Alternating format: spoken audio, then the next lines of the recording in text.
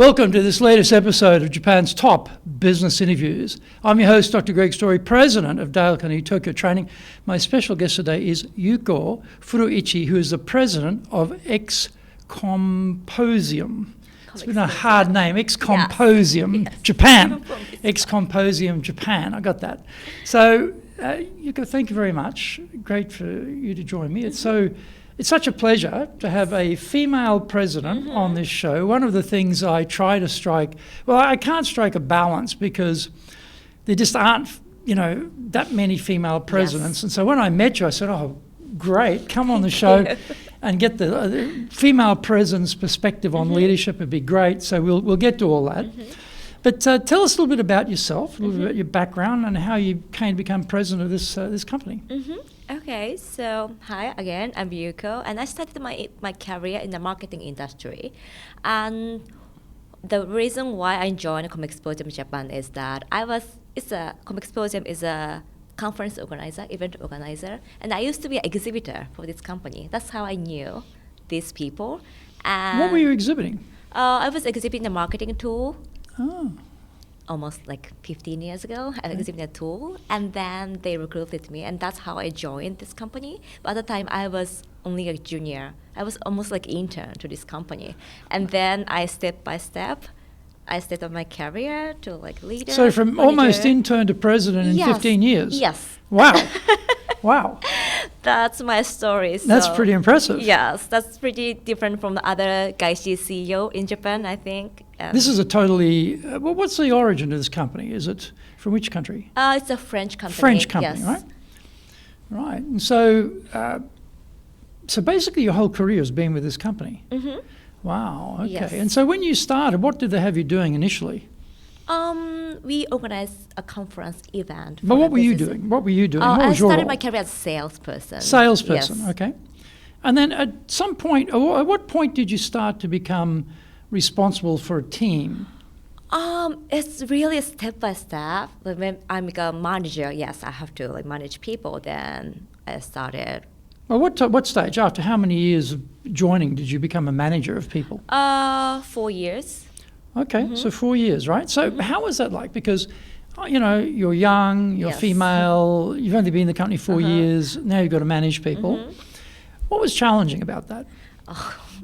A lot of challenge, as you could imagine that, yes, I'm younger and female. That is very difficult in Japan, that usually have to manage male people.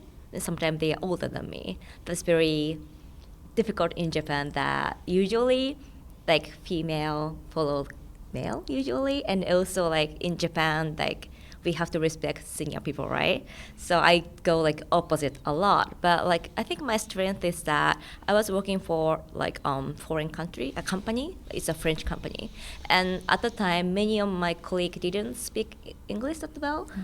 So that was my advantage. Well, how come you spoke English? From Hollywood movie and TV drama, I never lived in foreign country. Oh, you've never lived overseas? No. Your English is unbelievably good.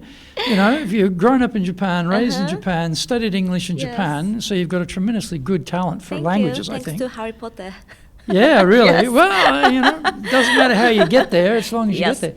So that's right. I mean, how did you go about leading people who are older and particularly men? What was your technique or strategy or approach? How did you do that?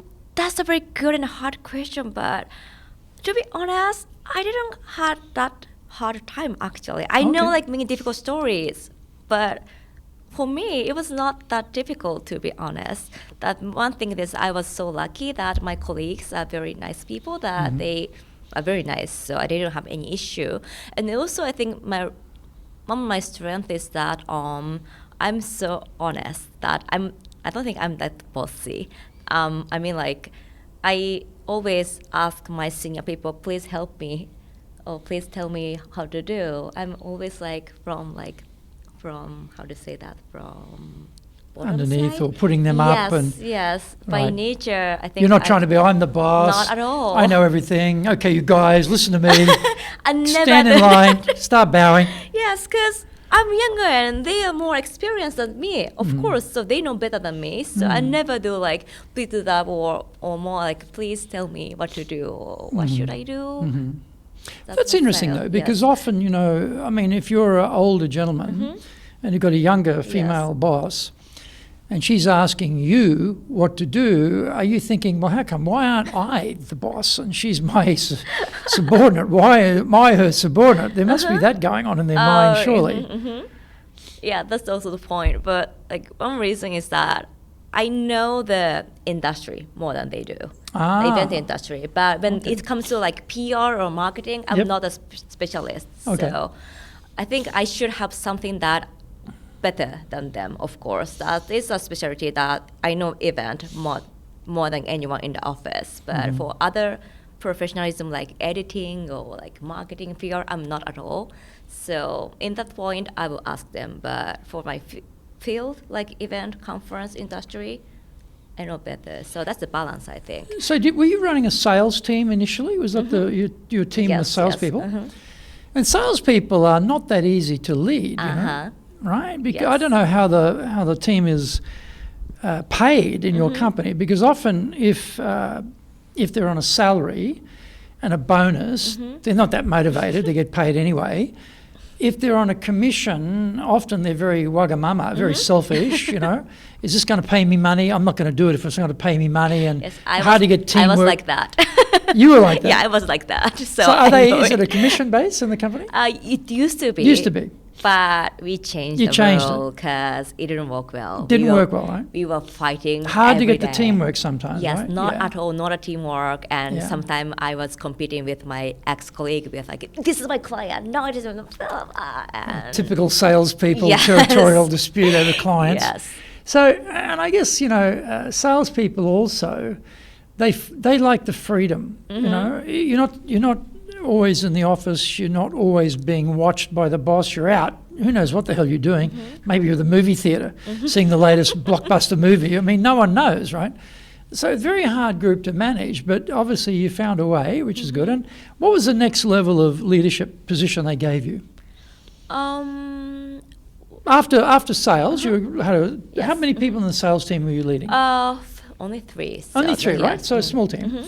What was the next team that you started leading? How big was the jump? It was like event project leader, so I have to be like conference organizer of one show. Right. So I have to take care of the content and sales and PL, anything. So this is quite complex, right? You're overseeing different parts of the company. It's like it's like a project leader, but they're all in their individual tribes, I guess, doing their individual roles, and you overview the whole thing. That's going to have a lot of really strong need for good communication skill, I think, and good persuasion skill. Persuasion, communication, negotiation. Yeah, so what things were you using to be a very good persuader and communicator with this team? What was working for you? I never think of it before, but to be honest, like I thought I'm good at sales for the last 10 years, but when I become like project leader of the conference, I thought, okay, I think this gonna be work better than sales for me. So I think by genuine, I think I was more like happy with being a team project other than like one-to-one sales. Right. So yeah, it worked well, but I'm not sure how I did actually. It was there's a lot of logistics in events. Yes. There's a lot of sequencing. Things have to arrive. Things have to be in a certain point. Things have to be done in a certain order. People have to take responsibility for the small details. You forget something, you don't do something, it blows the whole thing up. It's a lot of detail. So you've got to have people who are very good with detail. Or if they're not good with detail, you need to be good with the detail to make sure they're working. So it's quite complex and logistical exercise, isn't it? And then how long were you doing that before? What was the next job after that? What was the next step up after that? It's the same that I was in charge of one event, and then it became 2 and 3.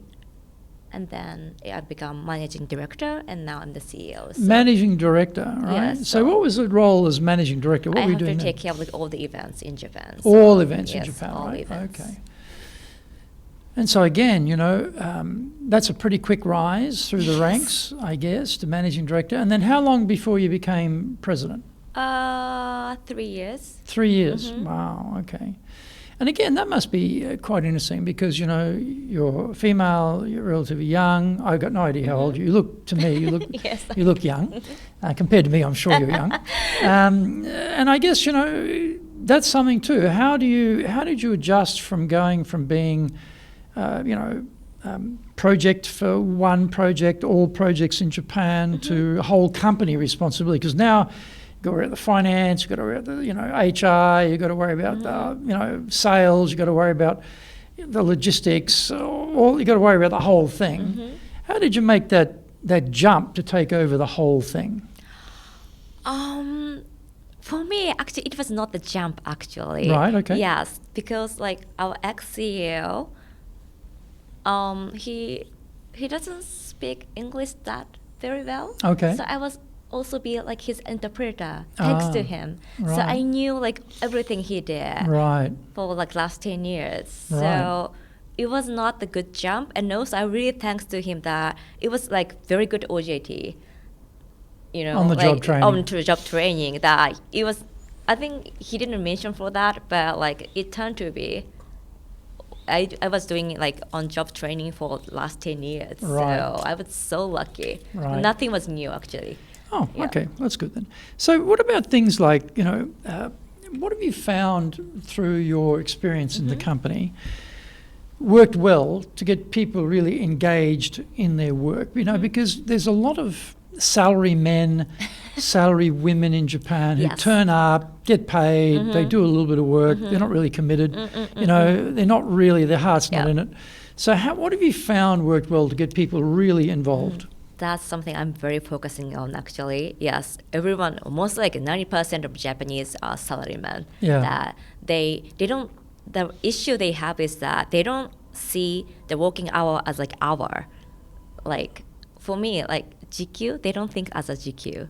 How do you say that in English? I don't know, but as a GQ, GQ, for me, if I work 8 hours, but if I can finish 1 hour, that's good, right? Right. But Japanese people tends to work 8 hours. Yes, we did our job, but what about 7 hours? You did nothing. That's There's a thing. Have you heard of a thing called Parkinson's law? Yes. And that's if the job can take an hour, it gets done in an hour. Yes. But if they've got 8 hours, they take 8 hours. Yes. So, but the result is the same, I really don't like it. So I'm in that part. I'm very bossy. I think that I'm always said that I don't care how many hours you work. I don't care. I just see the result. That's it. So, and also. My company do practice on that. So we have 1 month off on December. Whole month? Whole month. Wow. It's a vacation because if you just close the whole company. Oh, I guess we you just probably close don't the have company. many events in December. Yes, is that's that also true. Yeah. And if we hit the budget, right? Yes, then our office is shut down because we have nothing to do, and then January is starting again. So that's nice. You hit the budget and you shut everything down. I like the sounds of that. I don't think I'll do it here though. We'll keep going. I don't think we're gonna stop. Yeah, but we keep going. But 1 month, there's also a limit for then. I prefer to have a vacation other than Well, that's the point too, because I find in Japan, and I have this problem here. I'm from Australia, so we know about how to take a holiday. We know about how to relax. Yes. But Japanese, they don't take their holidays. I get this list every month of how many days each person has got. It's geez, I've got 40 days holiday owing to them, or 39 days, or 36 days or something, and they lose it after 2 years. And I encourage them, you should take some leave, take some time off. And you should take some hobby and family and no, take care they of your friends. They don't. They don't. And as a Japanese CEO, I want to practice on taking a holiday. And you're going to lead in the example. I want to lead, and I want to do. I want to try if it works, and it works for the last 4 years. So it works.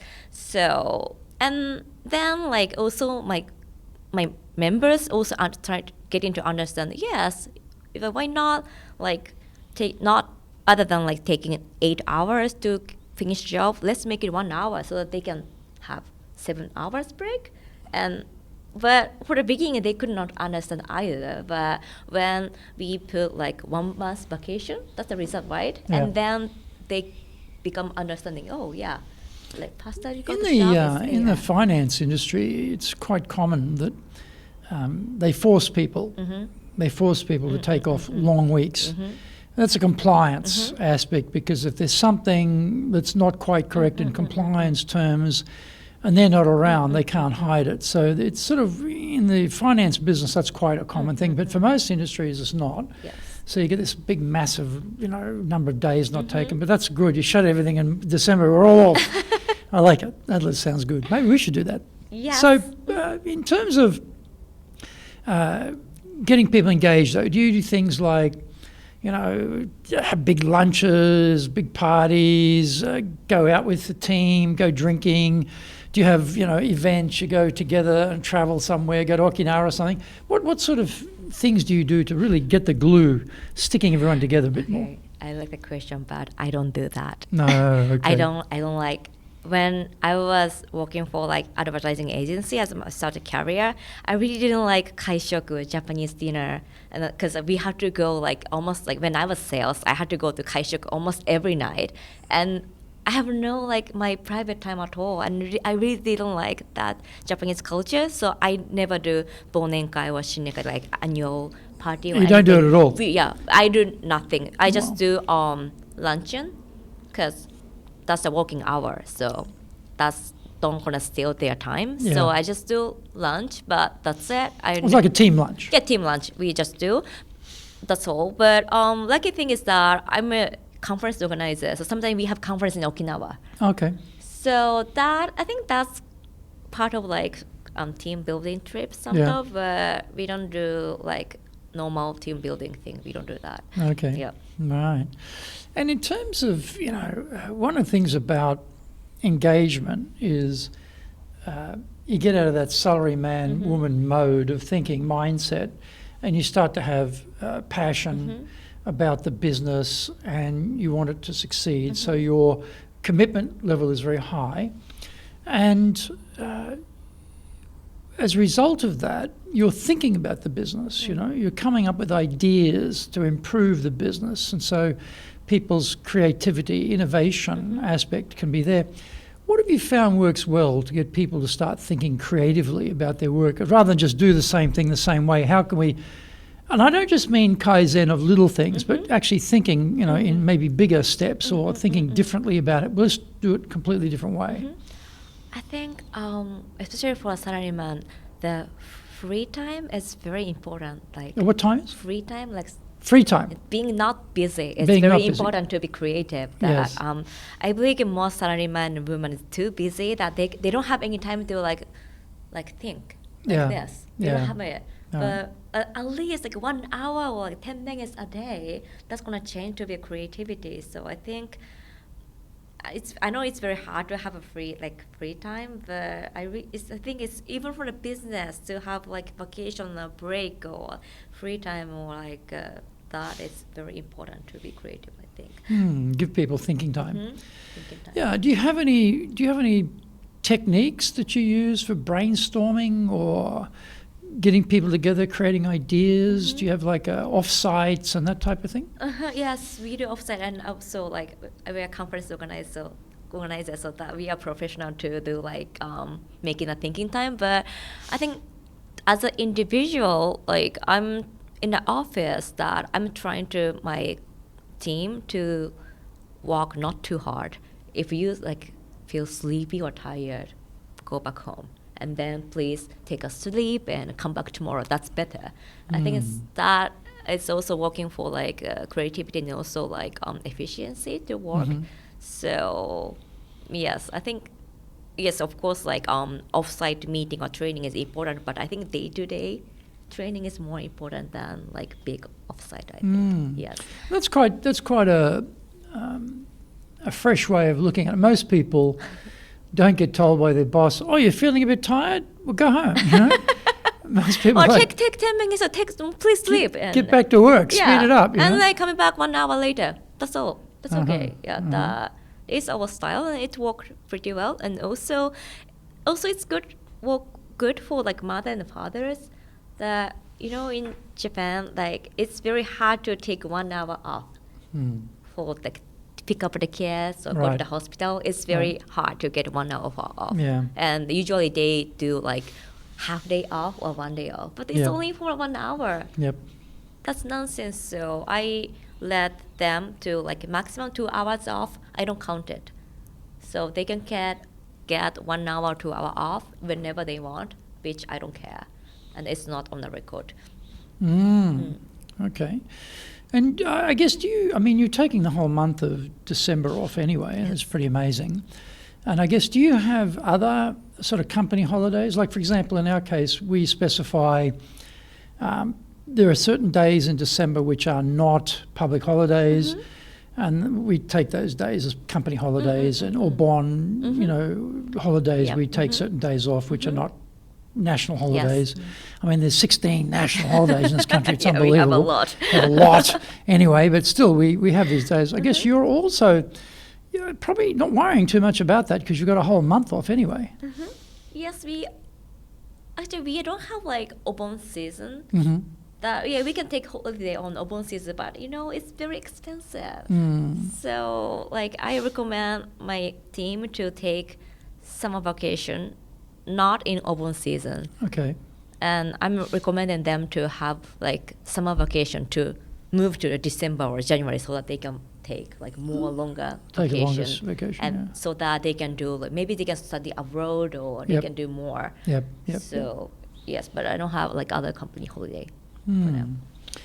Yeah, and so what about teamwork? You've talked a little bit about offsites and being very generous with time off and these sorts of things. But and you mentioned that you moved from the commission base to more of a Team. salary and bonus base for the sales team. But what are the things have you found work well in terms of getting good teamwork?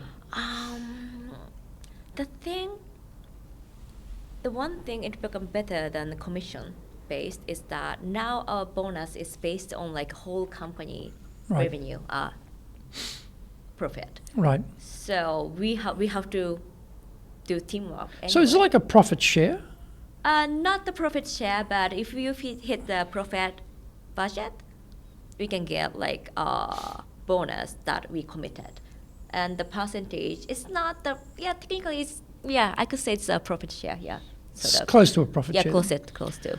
Okay. So we have to collaborate anyway so that we do bonus. So the marketing people support sales team because if only the salesperson does better, we can't get bonus at all. So we collaborate a lot and yes. What other things you found work well for getting teamwork?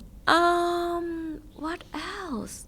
That Do you have things like do you have like a chore day every day? Do you have regular, catch-ups, like town halls, all that sort of stuff? The one thing that I'm encouraging my team to bring their family to like off-site event. Like if you go to Okinawa, I encourage them to bring their family to like weekend. And you pay for it? We pay for like hotel stay, not for not for the airfare. airfare, but for the hotel. Right. It's the company fare, and then like the family member can see us. Yes. And I think that works well. And I think for like Western country, they do a lot, but that's something that Japanese company does not usually do that to invite. Well, that's normally they do the Keio Ryoko, and it's all just company employees and no family, right?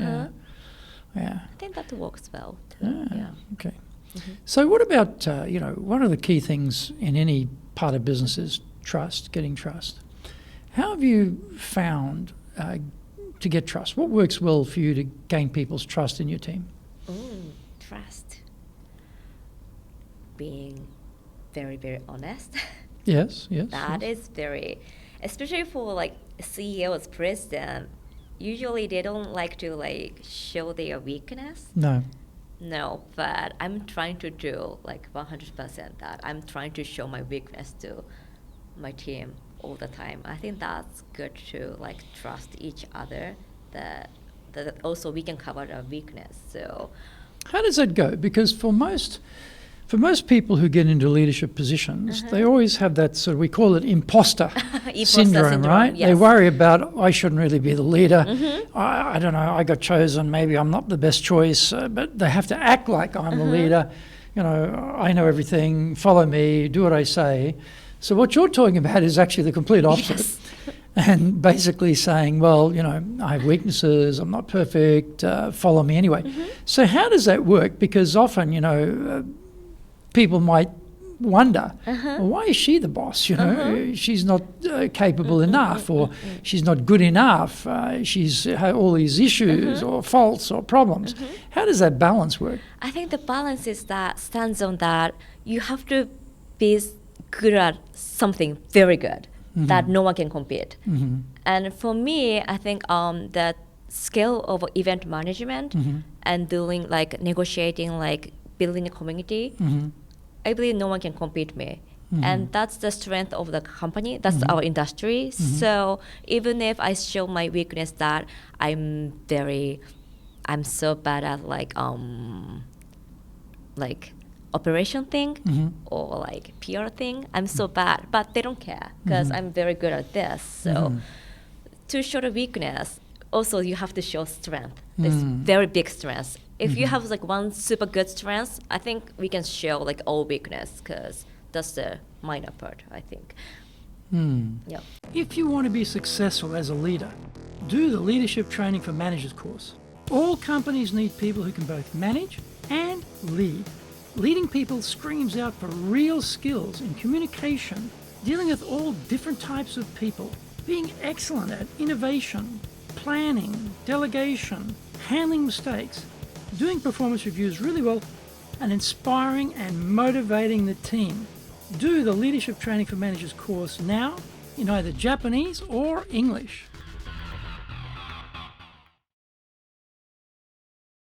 Are you doing business with Japan? Do you really know how things work?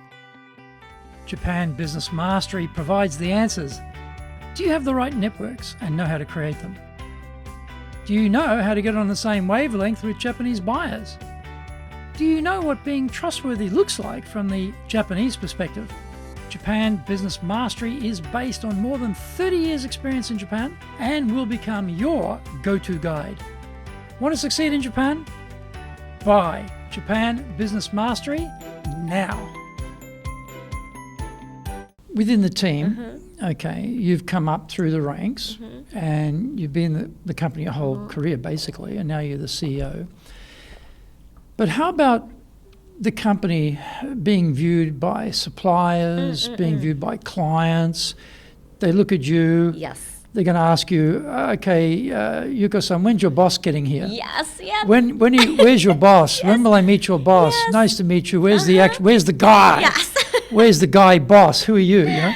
Yes, I experienced it more than 100 times.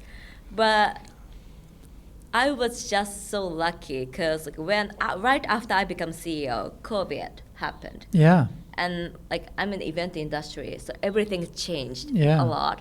And luckily, I'm good at digital thing. That I was so quick to exchange our event to online webinars because like lucky part I'm from like digital native generation, and like doing like living and thing is not that difficult for me at all. So then like for the event industry, I'm super young that people think that are you a daughter of someone or something, but then it become to like online shifting. I become like a pioneer. And then also at the time that when the COVID started, event and travel and food restaurant industry is like very struggling industry. So I got many opportunity to get interviewed. So and then also I'm not become famous, but I got interviewed a lot to do so.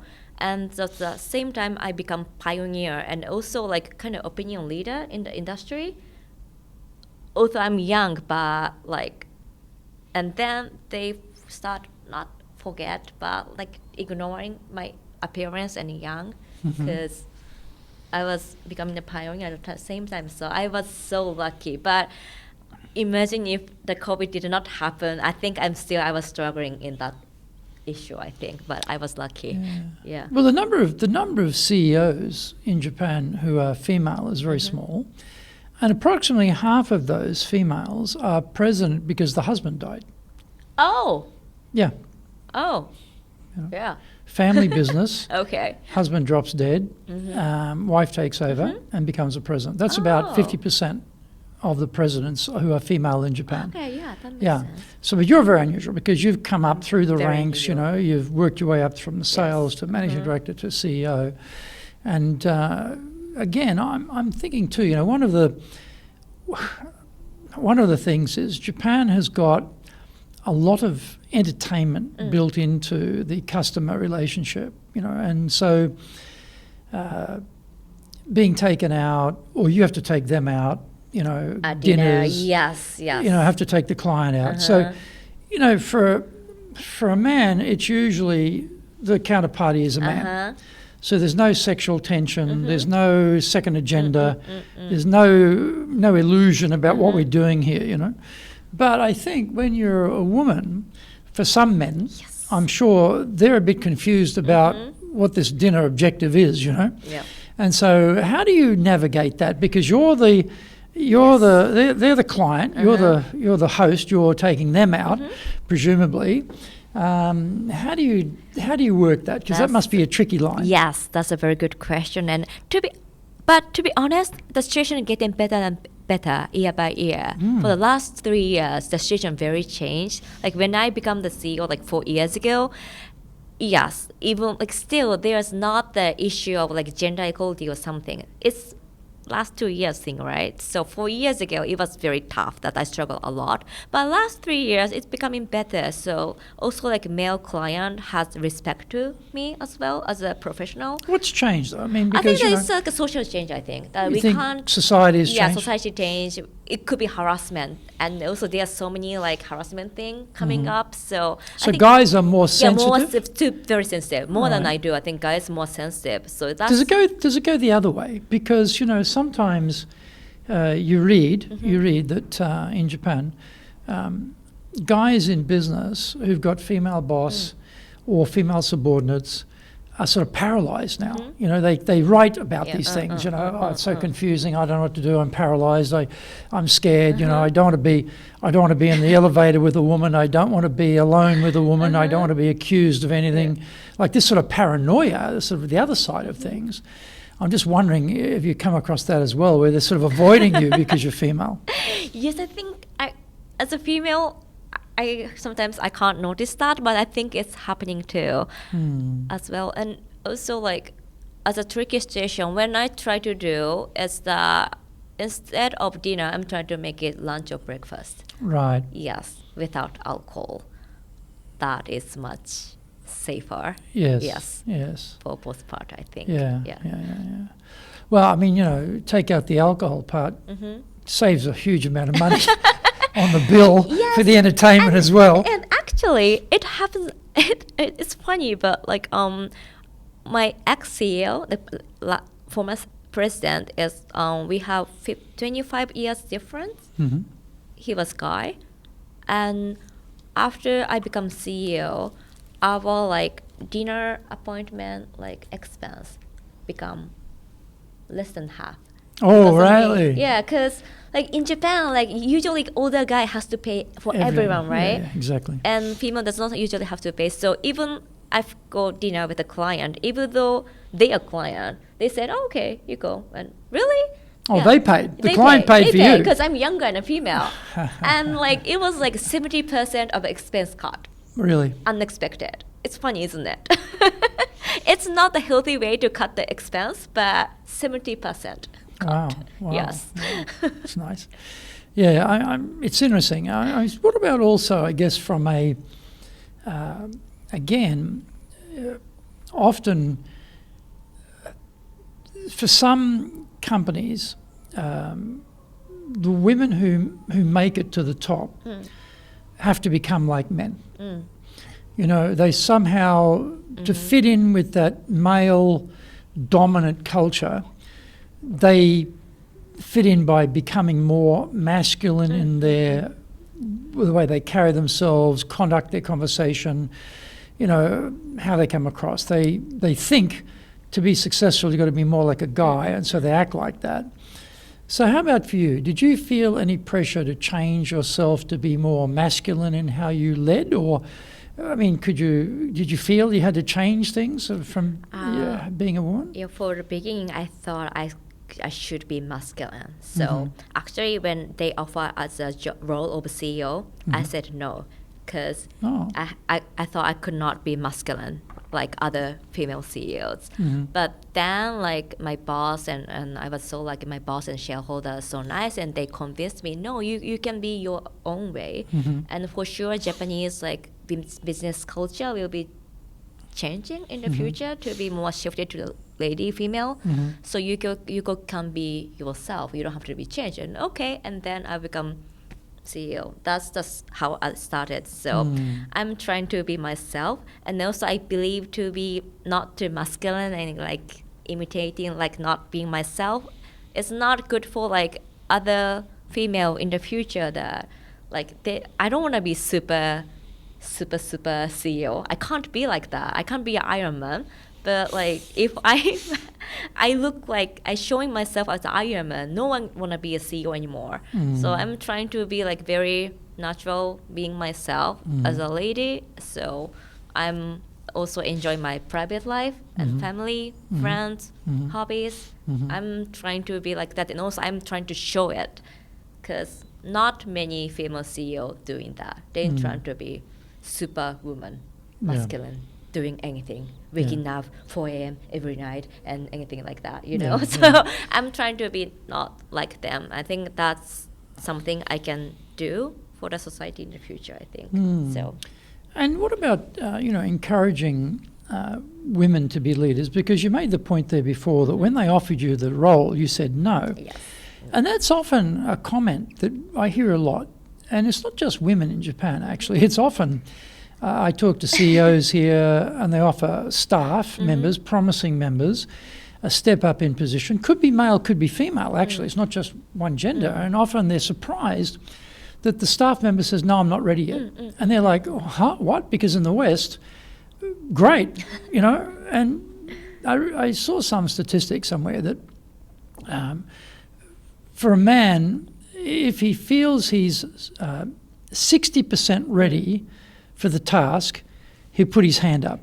But for a woman, she has to feel 90% ready before she puts her hand up. So how do you go about encouraging women to put their hand up and try for something that they might feel they're not ready? How do you get them onto the rung of leadership? I'm one of the person who got that imposter syndrome. So I really understand the situation, but like I'm asking like male leaders to like, the ratio that female need 90% college, right? So I recommend you all to like push ladies twice. I mean like encourage them twice, not once. I think for like male staff, I think one is good enough. But for female, please do twice or 3 times and then change. But once is not good enough for them. But that's but trying twice is not hard work, right? So like, please understand like our like nature and try twice or 3 times. What is the nature then? Well, as a man, what should I be thinking about her nature? What is that thing you're talking about? What is your nature? They underestimate us. Right. Yeah. Right. And yeah, but they don't realize it because they understand. I can't do it. So, the female's like, no, I can't. So they don't know they can do that. So please try to convince them, and please also understand that they, by nature, they are kind of underestimating themselves. So, and then, it's gonna be change, I think. But please do not give up if they decline once. And they give up, please do not give up. Like, please try more than twice. That is my... I guess there's often also the question of when they look at their male bosses and they look at the work and they look at the hours and they look at the work-life balance and they think to themselves, well, I don't want that. You know, great, I get to become the boss and have no life, work 7 days a week, 14 hours a day, like a dog, you know, like why do I want to do that? You know, so there's also, I guess, that aspect of it's the male model of work is not attractive for a lot of people, I think, not just women, but people, younger people too, particularly. So I guess the company has, like you've got it sounds like you've got a very good balance there. If you're feeling tired, take some time off. You know, we're taking all of December off, you know, let's try and get the work done. And if we've got leftover time, then we can use it some other way. I mean, you're trying to include some work-life balance in the company so that people don't see, oh, this is a type of, you know, slave ship, you know, slave ship that I'm going to be on here, you know. Yes, that's like a system issue, but that's the biggest thing that we have to work on, the system itself. That usually the step up is a good thing. And I experienced my career step up was a very good thing that I got more salary, and also I have more time. When I become manager director, I have more free time a lot. So now for me it was a good experience. For most Japanese people, stepping up is not a good experience. That is like a slave ship, as you said. So I believe that we have to change that system itself and also image of career up, step up. It's a good thing. It should be. And what about, you know, now in some environments there's a heavy proportion of women in the company, right? And I'm told that sometimes women find dealing with other women quite complex compared to doing. I think men are pretty simplistic, especially Australian men, very simplistic like me, totally simplistic, not so hard to deal with. No, not too much going on there. But they often tell me that, when they're dealing with other women in the company, a lot of complex things going on, competitive, catty, you know, difficult, quite hard to negotiate that environment. What's been your experience? I don't see any difference. No difference? Yes, I don't see any difference. Yes, we have female have some complex that maybe they could do a maternity leave, something like that. We have that kind of complex that male will never have. But sorry, what was it that you had? What was the complex? Maternity leave or something. Maternity leave. Yeah, that's the difference that the male will never do. But maternity leave is the only thing that female worker and the male worker is the difference. Other than it's all the same from my experience. All right. And so, in terms of, you know, if you're going to give some advice to a woman in a company who wants to pursue her career, wants to advance in her career, what advice would you give her? Yes, I think my advice will be that, yes, you work hard on a company. Also, you have to think or negotiate about a personal life. That even though she wanna be step up, if her husband has very old style mindset, maybe he gonna stop her. All right. So that's the issue that the Japanese female has. That our issue is not only the business but their family and home. Right. So I recommend them yes, you have to do the best in the business as well, but also you have to negotiate and manipulate home. That if your home is very traditional classic Japanese mindset, you can't work best. So I think that's the issue, and also we have to take balance. And usually when I got that kind of ask them advice, usually the issue is at home, not the business actually. Right. Yeah. Right. So the husband's not supportive enough. Or their friend is oh, you work too hard, you can't go married or something like that. Yeah. And no, it's not you're a career woman. Yeah. You have no chance of getting married. Yes, right. Yeah, I was told that many times also. And yes, that kind of environment itself is also trap for them. So not only for the business, but she has to think about their environment other than business. There might be It is true, though. I mean, if I think about it, I haven't done a statistical analysis of this, but just in my experience, I do meet a lot of Japanese career women, very capable, but all single. Yep. You know, the ones I don't meet that many who are married and career women. It seems like they almost have to make a choice, or maybe the men make a choice, and they can't keep up with her, and they therefore, you know, they give up, or they're scared of her or something. I don't know. So I often think to myself, it's a shame, because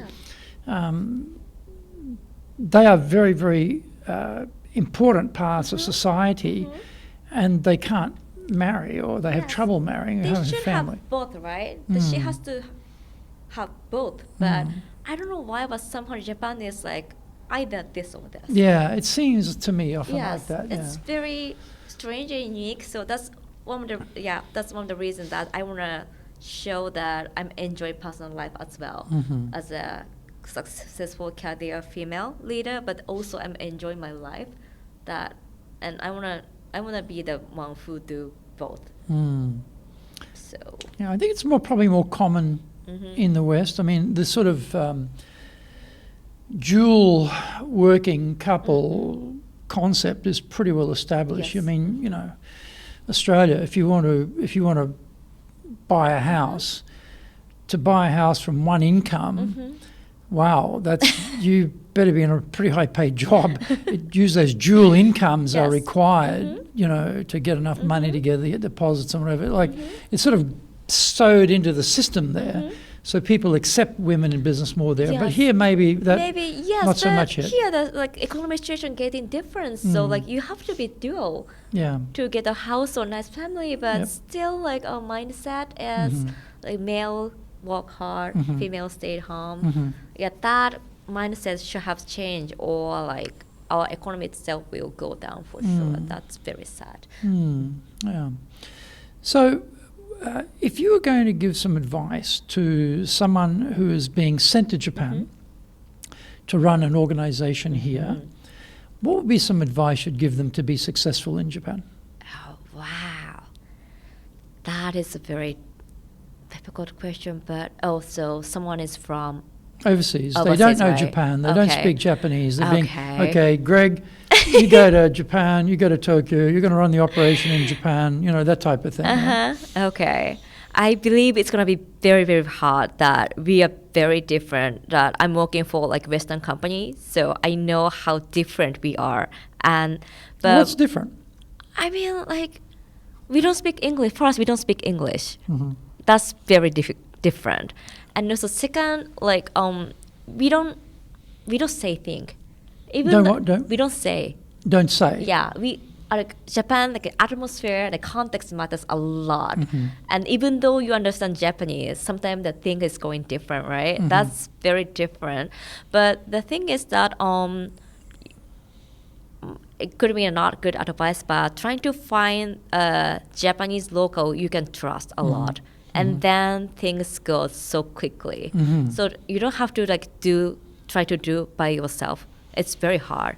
So just find like a proper Japanese that can be a good business partner, and then it's gonna be a good. But also you have to be also careful that, as you know, Japanese does not speak English that well. So there are many like Japanese who just speak English but cannot do business at all. I know. Do you know what I mean? I do.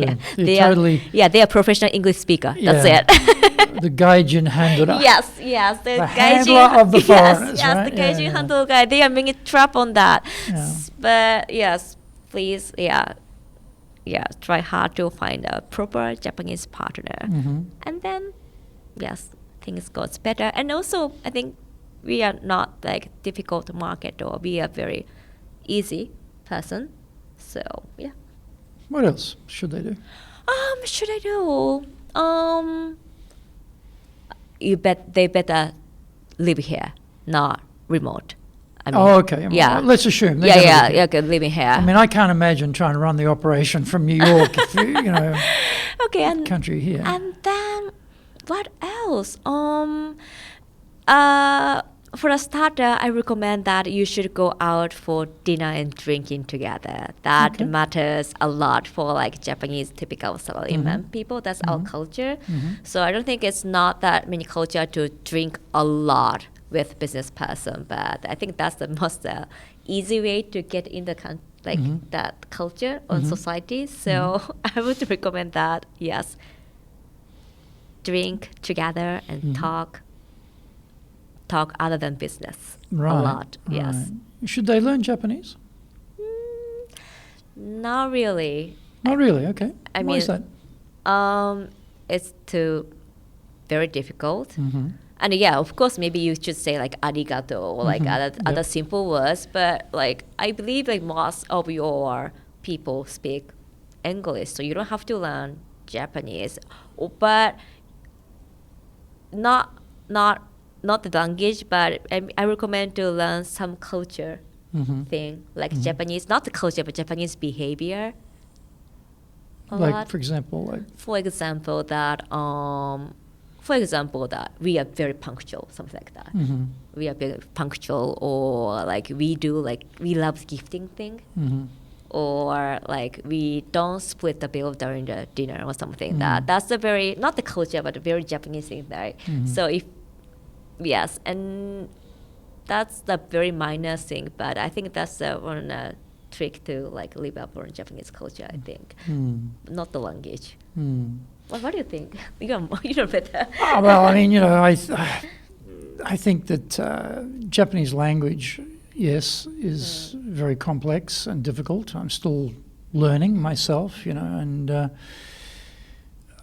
I think though language is a good window into the culture. You know, I often say, in my view, Tokyo is the best large city in the world to live in because you don't have guns here, you don't have drugs here, you don't have crime, you don't have graffiti, you don't have litter. You know, the people, everything's clean, everything works, the people are polite, everything functions beautifully. And so from a safety point of view, a livability point of view, nothing beats Tokyo. People say, oh, New York or London. You don't know. You just don't know. The weather, for a start, look at these blue skies we have in winter, you know. So from a livability point of view, fantastic place to live. And I think, you know, the language helps you to understand the culture and the politeness here. Like little things, you know, when you're in a meeting room and you finish the meeting, you put the chairs back. Ah, yes. You may have moved the chairs around, you put them back. Yes. Exactly as they were, you know, instead of just walking out, or you don't leave the water there, you take the water bottle with you, you know. Little things like this which are polite in Japan. I mean, little customs like you take your coat off, take your hat off or whatever before the meeting, you're carrying that, you're not wearing it, you know, type of thing. Things which are a little bit different, but observing these things, I think, and I mean, being polite works everywhere, but what is polite? That is the tricky thing with Japan, because what is polite in Western culture and what is polite in Japanese culture, there are a lot of similarities, but there's some important differences. You've got to know what those little differences are, you know, and I think Japanese are much more particular about those little details. You know, my wife's Japanese, I'm easygoing Aussie, not at home. It's got to be done this way, and that's it, you know. Oh, no, like this, you know. So you're reminded, okay, yeah, that's different. I've got to follow the path here a bit more. But that's what I observe. If you're observant. Yes, observant is, I think it's very important. When like I work for like American people, the way to like shake hands, I didn't know how to do that. Like, hi, Yuko. We never do that. So I was like observing. And now I get nervous to like shake hands and look at the eyes. I'm doing like almost 10 years, but still it's become nervous. So like I believe observing is very, very important to like get the culture. It's so different. Yeah, I had a funny experience once. I met a couple of Japanese ladies and do the handshake. Yeah. Nearly broke my hand. She gripped it so hard. She was like, and I said, whoa, okay, let's just try that again. You don't have to squeeze my hand so hard. You know, like really put on a really strong grip. It's like someone's taught you the wrong way here, you know. We don't do that. I mean, yeah, if a guy squeezes my hand really hard, I don't like that, you know. I don't like that either, you know. So it's a bit a power play or something. So we don't need that. We don't need that. So yeah, I think be observant and try and find out what works here in terms of how things are done and fit in, I think. Well, that's what I would think anyway. But if you're going to think about a definition of leadership, what would be your definition of leadership? Definition of leadership.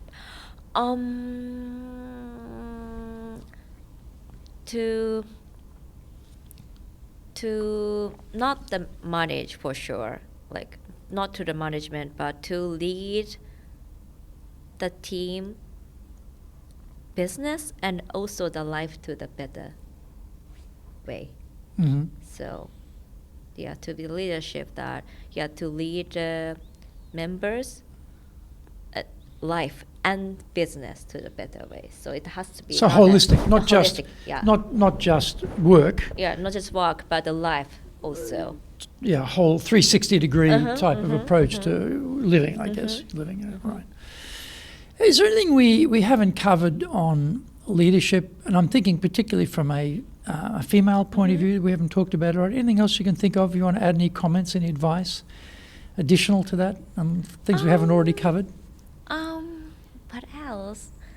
Like for like female leadership that both like I wanted to tell like both for both male and female, but please do not think that female CEO is like Iron Man.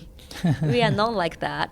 And maybe like current female CEO is like super ladies. So like our typical image of female leader is very strong and like handle anything, but we are not like that. And in the future, if like in Japan they become more and more female CEO, they will be the normal CEOs as well, like me. So please do not like not the underestimate, but also like overestimate female leaders. We are like same like male. Some leaders are very good, but some are not. That's same to the female as well. So please see us as like normal person like male. We are not super or underestimate, or we are same. There you go. Yeah. All right. Well, Yuko-san, thank you very much. Thank you very much, Greg. Thank you very much. So please join us again for our next episode of Japan's top business interviews.